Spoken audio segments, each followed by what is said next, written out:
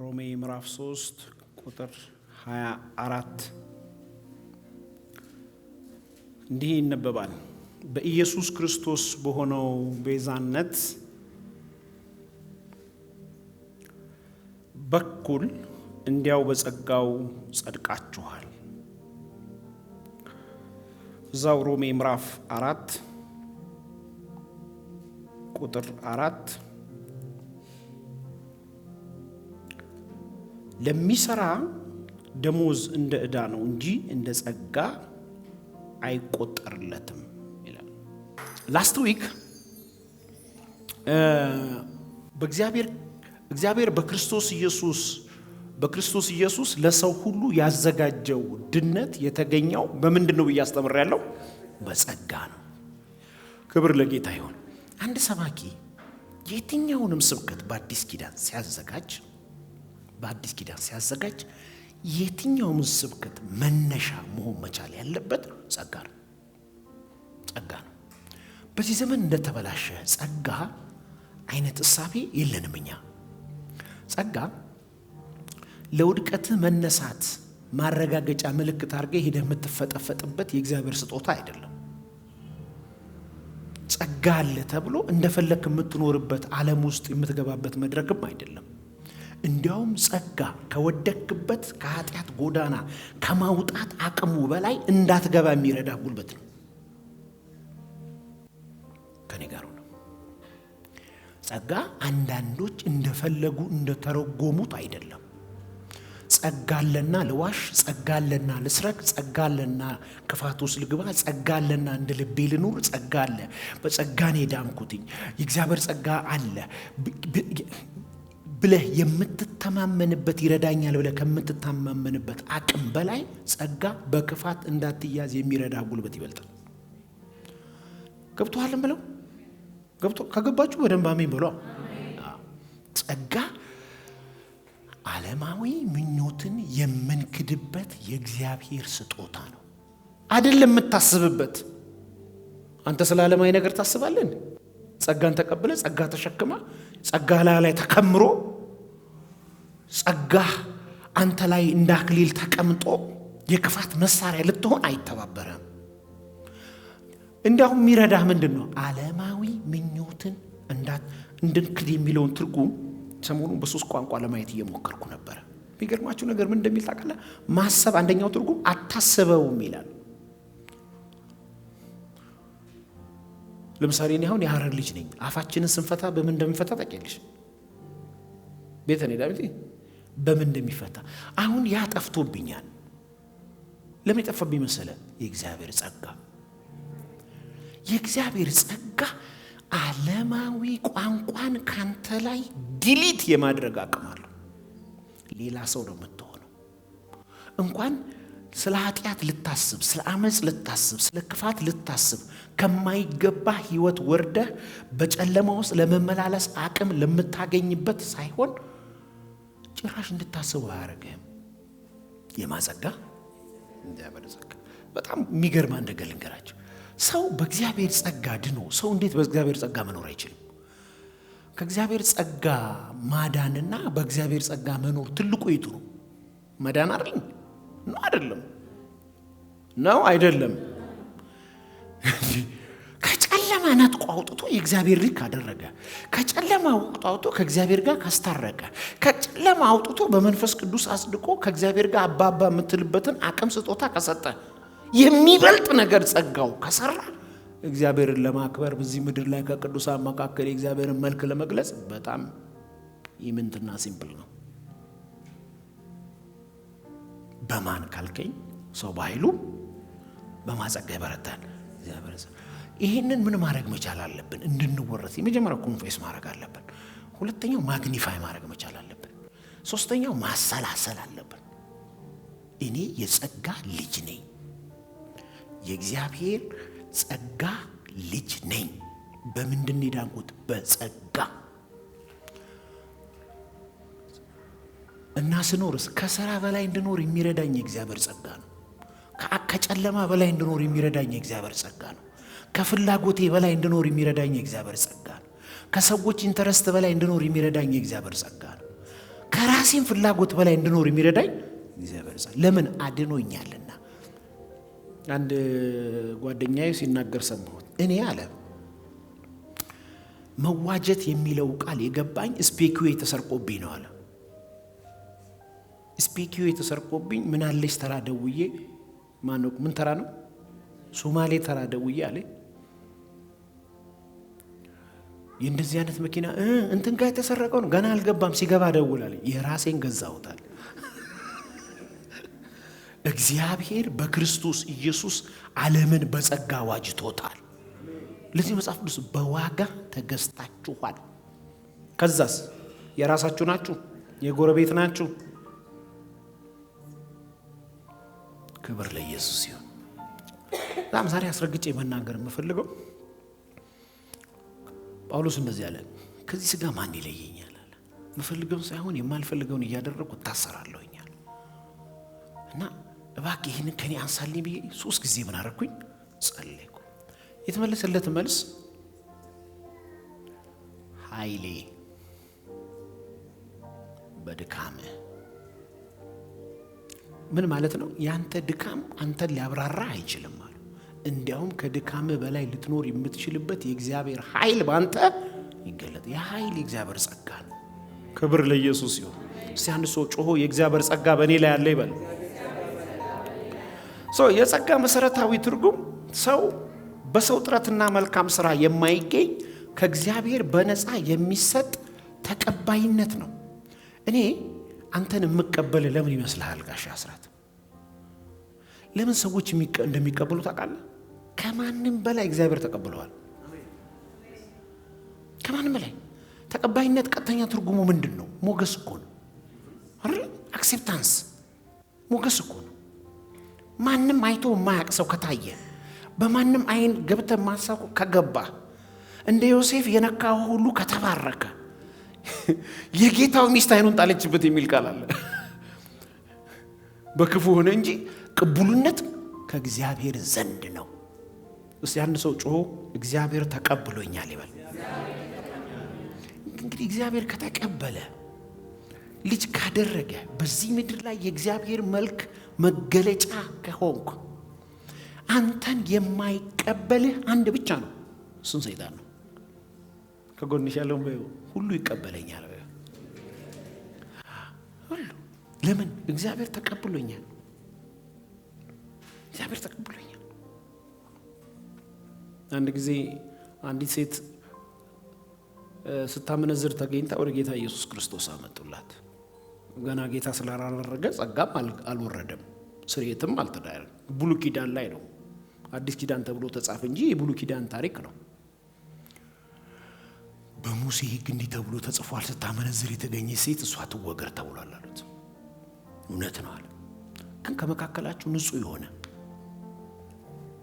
ኃጢአት የሌለበት እና ሁሉም ድንጋያቸው ቁጭ እያደረጉ ሄዱ። አንድ በጣም የምወደው ቃል አለ። 2 ቃል ነው። አንደኛው ከትንሽ እስከ ትልቅ ድንጋያቸውን አስቀምጠው ሄዱ ይላል እና ትንሽ ራሱ ሊወግር ነበር ማለት ነው። ትንሹ ራሱ ሊወግር ነበር። ሁለተኛ ጌታ ኢየሱስ ቀና ሲል የኔ ልጅ ከሳሾችሽ እንወግርሽ ያሉሽ ወዴት አሉ? ጌታ ኃጢአተኛን ይወዳል፣ ኃጢአትን ግን አይወድም። በሙላት በክብር ያለው ደግመሽ ምን አታርጊ። አንድ ሰው ደግመ ኃጢአት አትስራ ስትለው እኮ ጋራንቲ መስጠት መቻል አለብህ። ደግሞ አለመስራቱ ምንድን ነው? አየህ ልጆች ሆይ ያለ 1 ዮሐንስ ምዕራፍ 2 ኃጢአት አትስሩ። እሺ አትስሩ። ለምን? የእግዚአብሔር ጸጋ ይረዳችኋል ኃጢአት እንዳሰሩ። ግን ኃጢአት ብትሰሩስ አልፋችሁ ጸጋ ጥላችሁ ከአብ ዘንድ ደግሞ ተበቃላችሁ።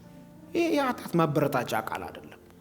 ዕዳ ላይ ታከማች። ምን ማለት መሰላችሁ? ይሄን በጌታ ፍቅር ላብራራላችሁ።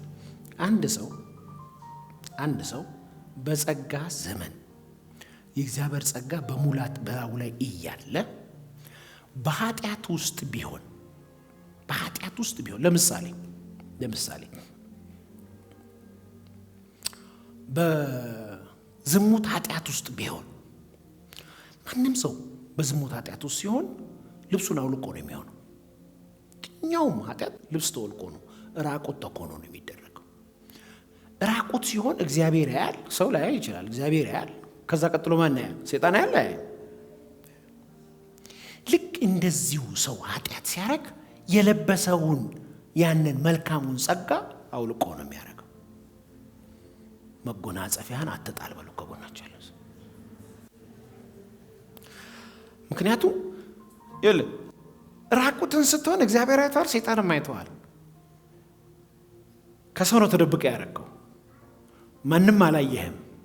ነገር ግን እግዚአብሔር ስላየህ፣ እግዚአብሔር ስለተመለከተው፣ ልብስህን ስላወለቅ፣ ልክ እንደዚሁ የተቀበልከው መጎናጸፊያ፣ የቅድስና መጎናጸፊያ፣ የእግዚአብሔር ክብር መጎናጸፊያ 10 ከሆነ ያለው አንተ ላይ 1 ወልቋል። 20 ከሆነ ያለው ወልቋል። ይህን ኤግዛምፕል አነሳው። በየትኛው ውሸት ውስጥ፣ በአመፅ ውስጥ፣ በክፋት ውስጥ፣ ባለመታዘዝ ውስጥም ዘሴም አንድ አይነት ነው። መጎናጸፊያ ነው የምትጥለው፣ የቅቡልነት መጎናጸፊያ። ከየት አመጣኸው የሚለኝ ሰው እዚህ አካባቢ አለ። በብሉይ ኪዳን ምን ያለ መሰላችሁ? ታስታውሳለህ? 1 በግ የሚሰርቅ 7 ይመልስ ይላል። 1 አህያ የሚሰርቅ 3 ይመልስ ይላል። አንድ ጊዜ ዳዊት በሰገነት ላይ ሲመላለስ ቤርሳቤህን አያት አይደለ? አብሮ አተኛ፣ ባሏንም ወስዶ አስገደለ። እግዚአብሔር ተመለከተ፣ ሰው አላየም፣ እግዚአብሔር ተመለከተ። ያዩትም ሰዎች ሚስጥሩን ደበቁለት፣ እግዚአብሔር ግን አየ።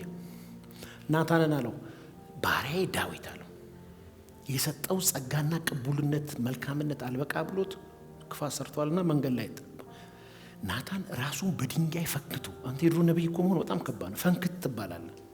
ራስን ፈክተ ነው የምታሳየው።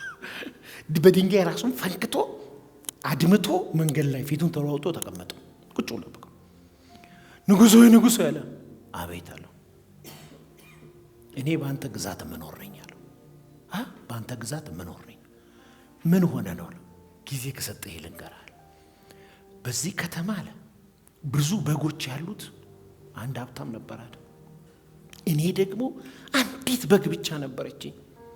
እንግዶች መጡበትና ያለችኝን 1 በግ ወስዶ አርዶ ለእንግዶቹ በላብኝ። ዳዊት ልብሱን ቀደደ። እንዲህ አይነት ክፉ ሰው በእኔ ከተማ ይኖራል? ሕያው እግዚአብሔር ምስክሬ ዛሬ አልለቀውም ሲል ልብሱን አወለቀ። ያ ሰው አንተ ነህ አለ። ቀጥሎ ምን ሊል ነው? ሚስት ባይበቃ ብትጠይቀኝ በጨመርኩልህ። አሁን አይጨመርም። እሺ ያኔ ነው በጨመርኩልህ። ደግሞ ሳትጠይቀኝ የጌቶችን ሚስቶች ጨመርኩልህ። የዚህን የብላቴና ሰውዬ ለምን አረክ ሲለው ከነገጠ። እንግዲያውስ እንዲህ ተብሎ ተጽፏል አለ፣ ስለ አንዱ 7 ስለተባለ ተከፍሏል አለ። ቁጥር የዳዊት ልጅ ከቤርሳቤ የወለደችው 1፣ አቢሰሎም 2፣ አምኖን 3፣ ከእንትና ጋራ መጎናጸፊያ ይዞ 4። እያንዳንዱ ልጆቹን ያጣው ጸጋ ተሰጥቶ በክፋት ውስጥ ከጸና መጎናጸፊያ ይወርዳል። ትድናለህ፣ ሌላ ጉዳይ ነው። ስለ መዳን አይደለም ያወራሁት እኔ፣ ስለ ቅቡልነት ነው ያወራሁ ያለሁት። ከትግል ለማምለጫ መንገዱ ግን በተሰጠ ጸጋ ሕይወትን መጠበቅ። ሕይወት ዋጋ ተከፍሎበታል። እንዲያው በነፃ ቢመጣ ከባድ ዋጋ ነው የጠየቀው። ሁለተኛ ጊዜ ካገኘ ወደ 3ኛ እሄዳለሁ። ሁለተኛ ሰው በራሱ ችሎታና እቺ በደንብ ያዟት እሺ። ሰው በራሱ ችሎታና ኃይል ሊያደርገው የማይችለውን ሁሉ እንዲያገኝ የሚረዳ የእግዚአብሔር ችሎታ ነው። ለምሳሌ ባትላሜራ የሚያውቃል ታውቃለህ? ምን እንደሆነ ራሱ ዛሬ ሰማሁ።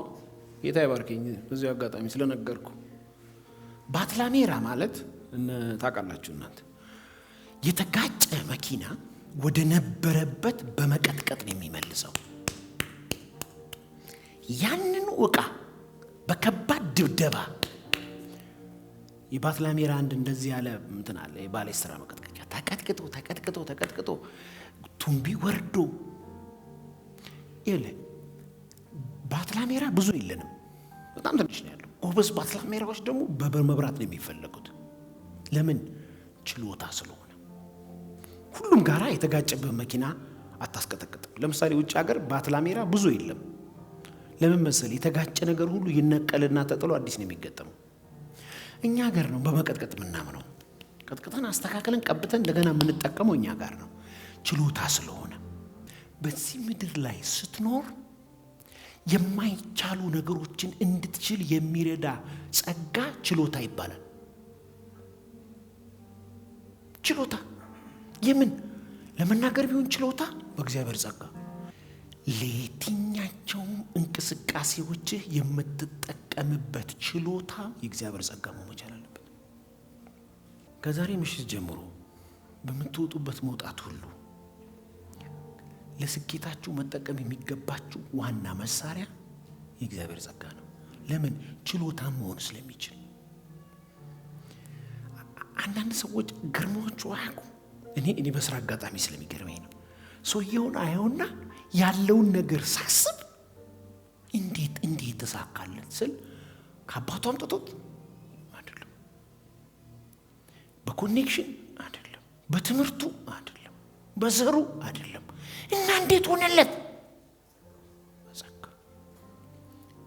የስኬታችሁ፣ የብልጥግናችሁ፣ የቅድስናችሁ፣ የኑሯችሁ ብቃት ማረጋገጫ ችሎታ የእግዚአብሔር ጸጋ ይባላል። ለምን ይመስላችኋል? አንዳንድ አገልጋዮች ታውቂያለሽ፣ ጌታን እኛ በደርግ ጊዜ ተቀበለን መከራ አይተን ቀምሰን ጠጥተን ይልሃል። ትልልቅ ነገር ነው የሚያወራ። አሁን ምንድነው ስትለው አባል ነኝ ይልሃል። አንዳንዱ ትልልቅ ስም የተሸከመው 3-4 ሰው የሚያስተምረው የለም። ታሪክ ምን ዋጋ አለው?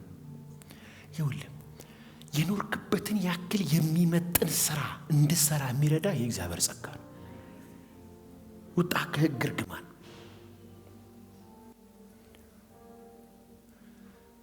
በአዲስ ኪዳን ውስጥ የእግዚአብሔርን ስራ ብልጫ ባለው አቅም የሚሰሩ ሰዎች የእግዚአብሔርን ችሎታ የሚጠቀሙ ናቸው። ከችሎታ ውጣና እግዚአብሔር ችሎታ ውስጥ ግባ። ይዘቅራብ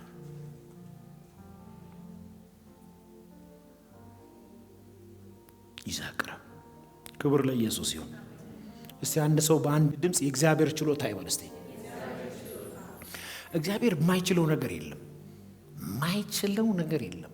ያላደረገው ነገር ካለ ስለማይጠቅመህ ነው እንጂ የማይችለው ነገር የለም።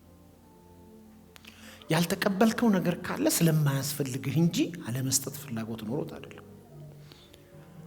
የእግዚአብሔርን ችሎታ በስራችን ውስጥ በአገልግሎታችን ውስጥ ለምሳሌ አንዳንድ ሰዎች የዚህ ዘመን ሰዎች ይህን ትምህርት ሲተረጉሙት ሳይሮጡ በውድድር ቦታ ላይ ሳይሮጡ አንደኛ መውጣት ይፈልጋሉ። ሳይነግዱ ማትረፍ ይፈልጋሉ። ሳያጠኑ በፈተና ማለፍ ይፈልጋሉ። ሳይወዳደሩ ፊተኛ፣ ሳይወዱ መወደድ ይፈልጋሉ። ሳያከብሩ መከበር ይፈልጋሉ። ይሄ ሰነፍ ተማሪ ነው። ጸጋ ውጤት እንድታመጣ ብቻ ሳይሆን የሚረዳ እንድታጠናም ነው የሚረዳ።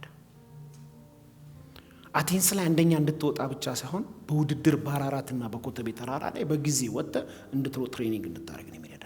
ለምን? የትኛውም ጤነኛ የጸጋ ዝግጅት የአደባባይ ክብር ነው። ክብር ነው። እግዚአብሔር ጸጋ ሰጠን ማለት አስማተኛ እንሆናለን ማለት አይደለም። እግዚአብሔር ማለት እኮ አስማተኛ ማለት አይደለም። የሥርዓትና የእውነት አምላክ ነው። ሰው ምን ያክል የእግዚአብሔርን ሐሳብ ያገኛል? በዛው ልክ ትቆፍራለህ። አዲስ ነገር ይዘህ ለመምጣት አንተ ውስጥም ይቀራል። እኛ አሸንዳ አይደለን ማለት ቱቦን እንደኛ አይደለንም። አሸንዳ አይደለን። እኛ የእግዚአብሔር ሰዎች ነን። እኛ የጠጣነውን ነው የምናጠጣው። እኛን የጠቀመንን ነው የምንጠቅመው። እኛን ያቀናንን ነው ሌላው የምናቀናው። ክብር ለኢየሱስ ይሁን። እኔ የሚገርመኝን የእግዚአብሔርን ችሎታ ልንገራችሁ። ብዙ ሰው ሙሴ ቀይ ባህርን ከፈለ ምናምን ይላል። ሙሴ ቀይ ባህርን አልከፈለም። እና ምንድነው ያደረገው አትብላ ጠይቀኝም። ሌሊቱን ሙሉ እግዚአብሔር የምስራቅ ንፋስ አመጣ አላመጣም? የምስራቅ ንፋስ ነው የመጣው። የምስራቅ ንፋስ እግዚአብሔር ሰብስቡ። ንፋስ ይሰበሰባል። ለፍቄ ቤት ይሰበሰባል። ንፋስ ይሰበሰባል። ሰብስበሽ ታውቂያለሽ? ለመሰብሰብ የሚያስብ ሰው አለ? የእግዚአብሔር ችሎታ ነው። አንተን ለማክበር ከፈለገ ንፋስን ይሰበስባል። አንቺን ለመርዳት ከፈለገ ንፋስን ይሰበስባል። አንተን ለማክበር ከፈለገ ንፋስን ይሰበስባል።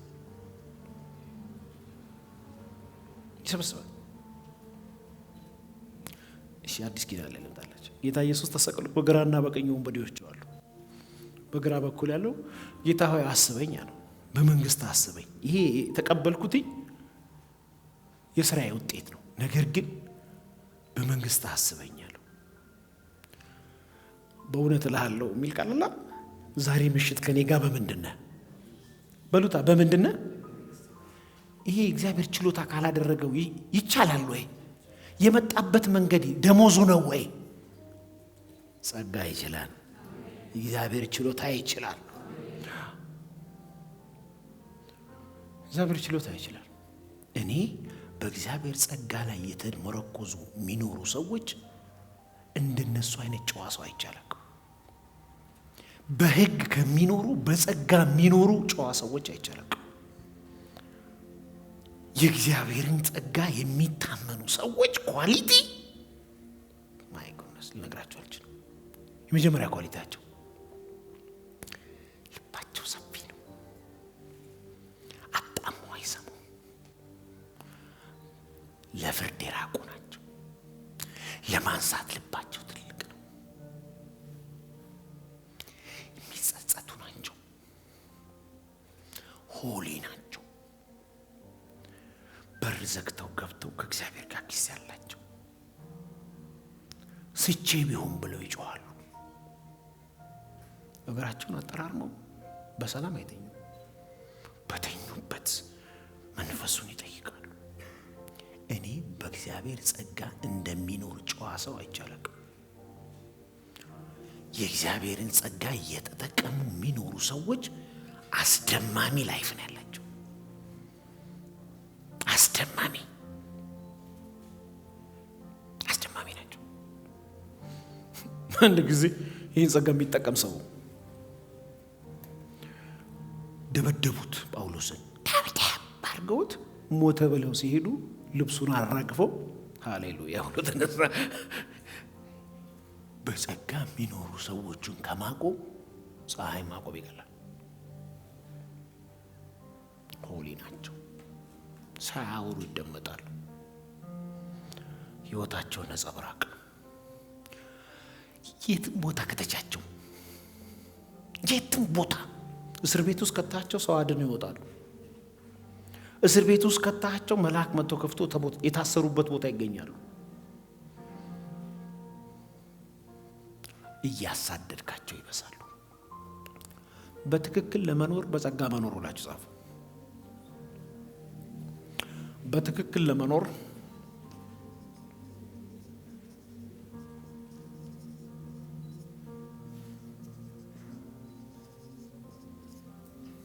በጸጋ መኖር። ትክክለኛ ህይወት የሚቀዳው በትክክል ለመኖር የምትፈልግ ከሆነ በእግዚአብሔር ጸጋ ላይ ተደገፍ። እግዚአብሔር ልዩ ችሎታውን ባንተ ማድረግ የሚችለው በእግዚአብሔር ጸጋ ላይ ዲፔንድ ስትሆን ነው። ጠበቅ ብለህ ጌታ ወይ አንተ ታውቃለህ፣ እኔ አልችልም፣ አንተ ነህ ረዳቴ፣ የስኬቴ ምንጭ።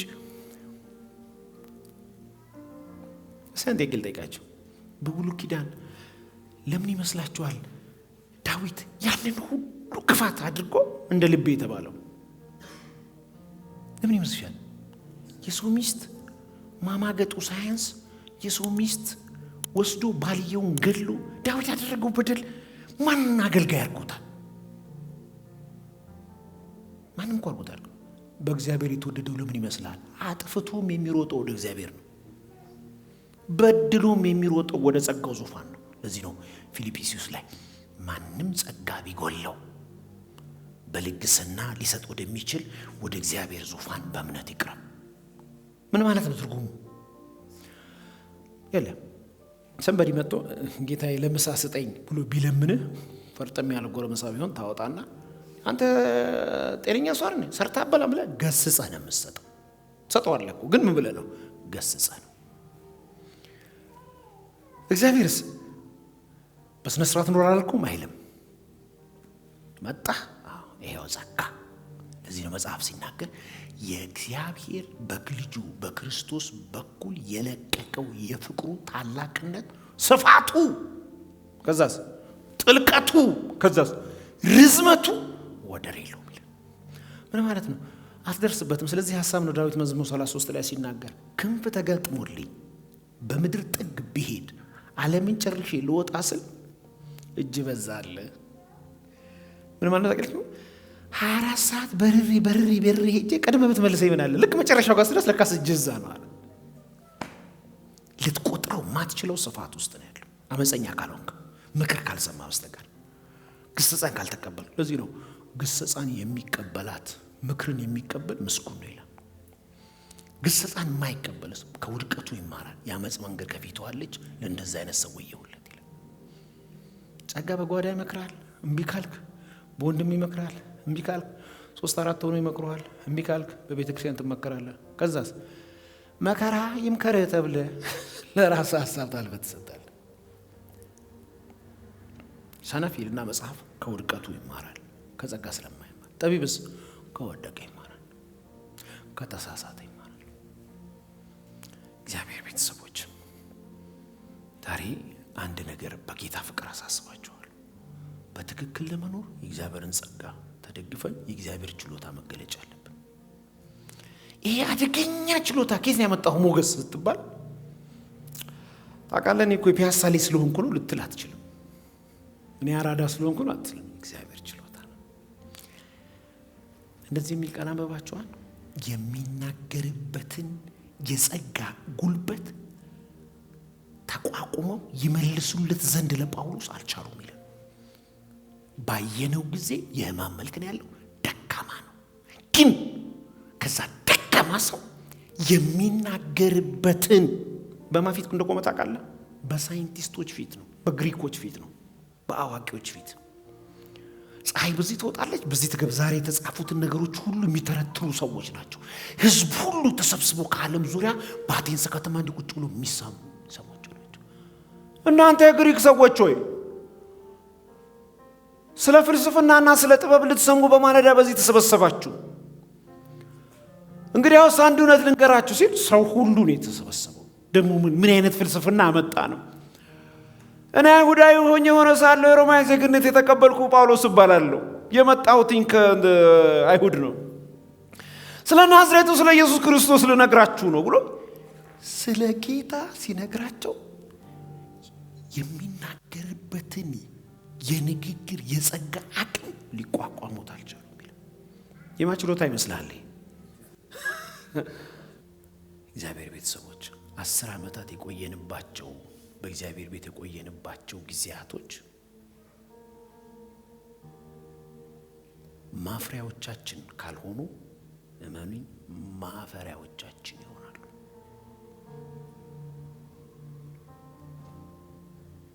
ማፈሪያ እንዳይሆኑ እግዚአብሔርን ጸጋ መጠቀም አለብን። ዛሬ ወደ ጌታ ብትሄድ ምን ይዘህ ትሄዳለህ?